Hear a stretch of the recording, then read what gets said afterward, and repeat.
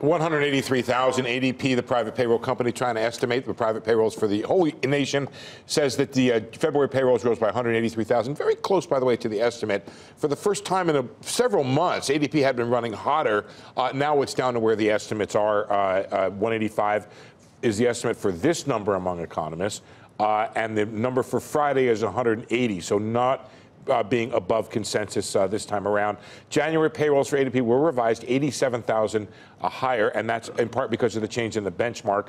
The goods sector, 44,000. That's a pretty good number. Services, 139. Maybe that's a bit below where it's been. Just taking a look at companies by business size, and you'll see there that it was small business that didn't quite do as well as prior months, up 12,000. Medium, though, doing well, up 95,000. Large, 77,000. And then this new feature of, say, the last 6 months or so is we get it by sector. And good spread across the sector. Their education health services always on top, 37,000. Construction, though, for the month of February with a storm, I'll take 25,000 right there. Manufacturing strong again, 17,000. Trade transport, 14,000. And let's bring in our guest, the guy who puts it all together, Mark Zandi, chief economist at Moody's Analytics. Mark, you have been doing a good job, the ADP has, not maybe nailing the number, but telling us that it's going to be higher. Does this number tell you that what? We're back down to some kind of trend here? Yeah, I think it's slowing. I think the economy has throttled back significantly over the last year. You go back a year ago, nearly a year ago, when the sugar high from the fiscal stimulus was at its peak. Growth was about 4%. In the fourth quarter. The second quarter was over 4%, right?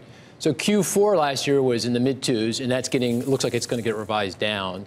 And that was pumped up by a big increase in inventory. Q1, which is the tracking estimate we put together, is now tracking about 1% or less. So we've seen a very sharp slowing. It may actually be below that. Our CNBC rapid update is 1%, but not everybody in that survey has come down, or at least adjusted. We still have some people north of 2.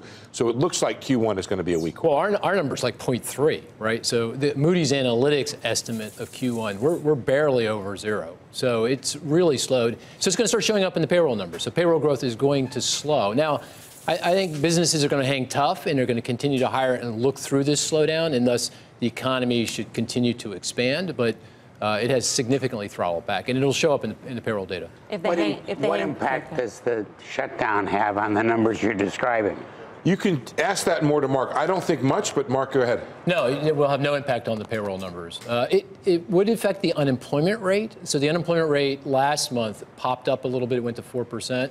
That'll come right back in, so we'll be 3.8, 3.9 on Friday. But it should not affect. Mark, let me just probe that a little bit more. Maybe Sam has a good point here, which is that one thing we did not tally in the government shutdown, or in the jobs numbers from the government shutdown, was private sector. Right, there are private sector contractors. We did not see much in the way of layoffs or hits to that part. Maybe that's something that would show up in February. Well, I mean, you would expect that it was going to show up, but it showed up in January. Fair enough. And January was 300K. So, I mean, you know. I think you guys are both wrong. We're in an environment today where the item that we're shortest of is people. Yeah.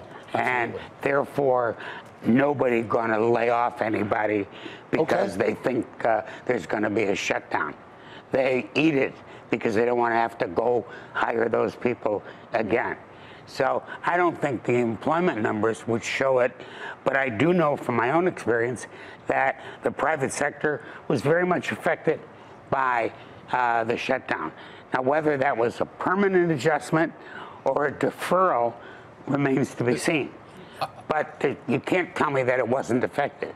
I totally agree with you that because the labor market is so tight, I think businesses look through this, right? Because they know that if the economy revs right back up and they've shut down the human resource function, it's going to be pretty hard to, and they're holding on as strong as they can to these payrolls. So I agree with you, and that's why I think the economy looks. That's what makes me nervous about the economy. Just so you know, when things slow down, I'm worried that business will be slow to adjust on the labor side of things. I think they're hoarding labor right now. I think that there's some excess hiring going on that we may pay a price for. It's one of those things that helps you out until it doesn't help you out. Right, exactly. Yeah. That's kind of like late 1999, back at the in the tech boom. Same thing happened, right? We had these growth slowdowns and businesses looked through, but ultimately it was a real problem.